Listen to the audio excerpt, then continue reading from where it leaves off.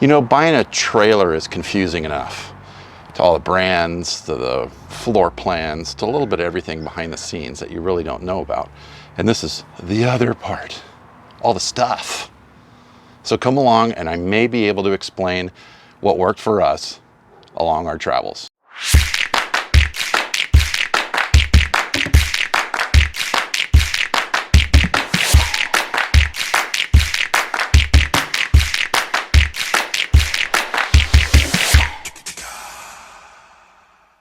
Hi, Todd from the Bueller Bunch. Well, we got a travel trailer. Now we had to get all this stuff. What it is, how it's gonna work, I don't know. What the heck is this and why did I need it? Yeah, you know, it's confusing when you first starting out. You've got your truck, you buy your trailer, but now what? Now you've got to get all the stuff for your rig. What happens is when you buy your trailer, the dealer throws this starter kit at you. Now the starter kit will get you going, but it's real basic. I mean, they gave you some toilet paper in some cases. Sometimes they're giving you a new sewer hose. It's like a real basic sewer hose. They give you a water hose. It may be like 10 feet long. So those are some things that they get you going on, but you're going to need way more stuff. I mean, way more stuff than you thought of. So let's start off with water. Water. Wow. You just think, oh yeah, hook a hose to it. That's fine. No, it's not. This is the water hose that you're probably going to get from your dealer. These things are, they're just bad. Just get rid of them. Use them as a spare for something. I use it mostly for my black water tank flush, but it's only 10 feet. Half the time that doesn't work. Why would they sell you a hose spreader if you couldn't spread the hose? Huh? So, 0G hose. Best part about the 0G hose, we actually have it labeled so where it says fresh water. And I also can write on it city water so that I know that this hose alone, because they do come in colors, but sometimes you can't dictate what color you get. So at least this reminds you, this is your freshwater hose. Do not use this hose to flush your black tank. This thing is really lightweight. And another trick too, when you store them, screw them together. Then they don't leak. You're not going to have water leaking in your bins or anything like that. The other thing you're going to need besides a hose is a pressure regulator. All of these RV parks will come in different types of water pressure. The different types of water pressure can blow your PEX lines, which is normally used in your trailer, blow them away. You don't want anything above like a 50 to 55 PSI for your water regulator. We leave ours about 45. It's fine. It's not screaming out and it's not super high pressure. It gets the job done. And it's also not low pressure. 45 is about right. So now you got your hose, you got your regulator, but now the hose goes to what? It goes straight into your trailer? No, you're probably going to want a filter. Now there are the inline filters, which are great, which are not bad, but they don't filter out a lot of the stuff. It's mostly for taste. So we bought the Beach Lane 2-stage filters, and ours comes with a 5 micron and a 0.5 micron filter. We went a little further and got the 0.2 micron. So that's going to take out a bunch of stuff in your water. So the water filters I was telling you about, when you get a stage water filter, get a whole bunch of water filter replacements. They're fairly cheap, with the exception of the higher the micron, the more expensive they're going to be. But just to give you an idea, this was one night of staying at a KOA. That's pretty dramatic. But it caught, you could see it's just like rolled pieces of paper, but it caught a bunch of that iron in the water. All of that we could have been drinking, or it could be in our system. Another thing with regards to water, we bought a flow meter.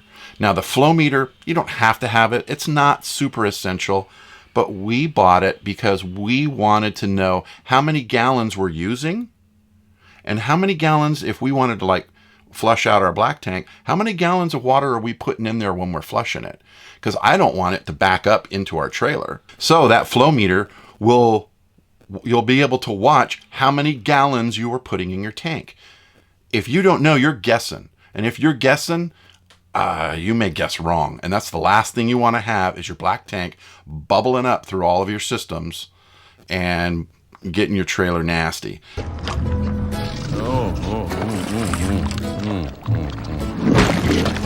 it on! So get a flow meter, maybe 2 of them. They're cheap. They're like $10. And next thing is sewer.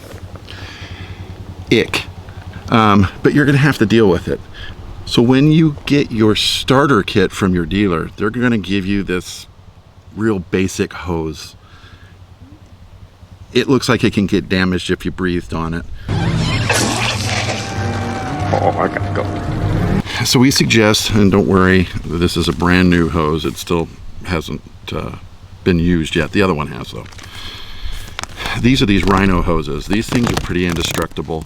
They even come with end caps, so if they do get dirty and stinky, the end caps work. Gloves. You can get these pretty much anywhere. Harbor Freight, tons of gloves, very cheap. And they've even got the ones that are a little bit more heavier duty, mostly made for mechanics. Those are the ones I suggest. They come by sizes, but they also come by how many millimeters thick they are.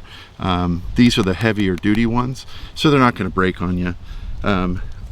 When you're dealing with sewage, be safe, get gloves. Also another thing too is hand sanitizer. You will thank me later. Hand sanitizer. Do before, do after, go wash your hands, do it again. The stuff that comes out of that black tank, you don't want any part of. Oh, dude, that is nasty. Don't worry, I'll get another hose. So be safe, be easy on you, get some gloves, get some sanitizer. So we're down here by the black tank. So one of the things that most people don't think about that we think is essential is to get this valve. This is the valve that sits on the end of the black tank tube. So you pull the black tank and the gray tank, nothing's still gonna come out of here. It's all at the very beginning. So while you're traveling, it's very well known that these tanks will leak and stuff will get past them. So this is the best thing going. They're like 30, 35 bucks. Yeah, just twist it on. You can even install it and glue it on if you want on a permanent basis. But what this does is when you open this cap up, it's going to be dry. If I didn't have this, whatever came down in those tanks during your travel is at the end of that cap. And if you open that cap, because you got to open it before you put your hose on it, you're going to get whatever leaked past those other 2 valves. So this is the best thing going. It's saved me from what they call some poopsies.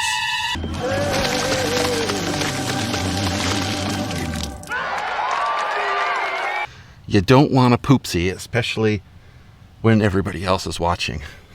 It's just bad. So now on to the electrical. Electrical, you're going to get a cord regardless of the trailer that you get. They're either built into it or they actually will give you a cord. Ours, we got a 30-foot, 30-amp cord. It's been just right. There hasn't been a need for an extension for that. However, I will be getting an extension. I think that a 15 to a 20-foot extension on that, because we've been to some parks where the electrical is literally completely on one side and down the road almost. So get an extension for your original 30 amp or 50 amp. Those are a must. You're going to get these things called dog bones. They're pretty much just adapters. So that if you go to a campsite and they only have a 50 amp plug, I can plug my 30 amp trailer into that by using the dog bone. It's an adapter. That's all that is. That was the wiggly thing that you saw at the beginning. That's an adapter. I had to learn that. You can get the other adapters for if you were to go plug your trailer into your home into a 120 circuit. It will ramp it down from a 30 amp to a 120 so that you can hook a regular home extension cord. Probably the biggest essential is a surge protector. It will save, it's going to save your trailer. People are like, oh, it's very expensive. You can get the inexpensive ones, which are about $85, $90. You can get the full-blown ones that can go up to several $100s. Get a surge protector of some kind. It will save your trailer. This is just 12 volt, in most cases, wiring inside your trailer. If there is an overload with your 12 volt, or if there's an overload with your 120 volt, it's going to blow things away. And I know I can't get in between these walls to rewire this. Once these wires are in, it's going to be pretty darn hard to fish them out, and because you've burnt them. They're going to be like a fuse. I've seen 12 volts go up. They look like a fuse, and they will just burn all the way until it stops, until they're stopped having a current. They will just burn that insulation right off. Same thing goes with Romex, which is what they normally put in these. It's household Romex. But if you're throwing 240 volt accidentally into these, or 50 amp into it accidentally into these, you are going to blow more than just the wiring. You're going to blow components, you're going to blow appliances, and it's not that the appliance will explode, you're going to burn the circuit boards, and those circuit boards are specific to a certain wattage. So get a surge protector. It's just a good peace of mind to have. Before you unhook this trailer from your truck, wheel chocks. You got to put them on there. I don't know how many times that I've caught myself, oh yeah, just unhook, just put the front jack down and I'm good. And then all of a sudden the trailer does one of these, it moves and settles. That's going to bend your front jack quicker than you can believe. And once it happens, you're not going to forget it. Wheel chock straight off the bat is what you are going to need. Your dealer will not give you those as a starter in the starter kit. One of the first things you should do is go down and get some wheel chocks. Now down at Harbor Freight, these things are made of hard rubber, and they are solid rubber wheel chocks. And they make bigger ones than, a little bit bigger ones than this and a little bit smaller ones than this. This is kind of the medium size. They were like $7 a piece. They're pretty heavy though, if weight is an issue. So you can get the plasticky ones, but the plasticky ones are gonna pretty much get beat up pretty quickly. These rubber ones, I don't care where you're at, you can throw them down a hill and jump on them a million times. They're not gonna break and they're not gonna deteriorate. So I suggest getting these rubber wheel chocks. So along with the black wheel chocks, there's these. What are these? These are Anderson blocks. These things are hard and they get used pretty good. The one thing they do is they can sink into like a gravel. So you may lose some of the ability for your trailer to go up and level it right. But man, you talk about, you just stick these under the tires, back your trailer up, it kind of goes up, and they can go up as much as that, and that's sometimes all you need. So we give Anderson levelers a thumbs up on this one too. So here you are underneath my trailer. These blocks here are what we feel is pretty essential. You're going to need some type of support underneath these. I don't believe they make the snap pads yet for these smaller ones. We're still looking. But we bought 2 packs of these.